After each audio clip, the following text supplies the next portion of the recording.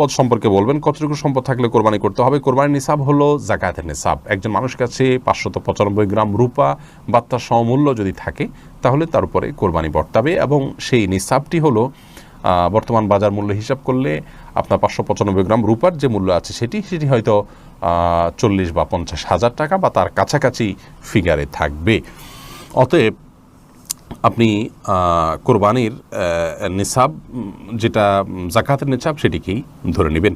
যদিও এর আগে আমরা শুরুতেই বলেছি যে কোরবানি যে ব্যক্তি করার সামর্থ্য রাখেন তার উপরে কোরবানিটি বর্তায়, এর জন্য নিসাব কোনো আবশ্যক নয়, এমনটি মত দিয়েছেন সৌদি আরব ওলামা ইকরাম এবং অন্যান্য মাযহাবে। হানাফি মাযহাব বা আমাদের ওলামা ইকরাম বা আমাদের দেশে যে স্কুল অফ থট ওলামা ইকরাম ফলো করে থাকেন সেটিতে আপনার আপনার যাকাতের নিসাব হলে তখন কোরবানি আবশ্যক হবে বা বর্তাবে।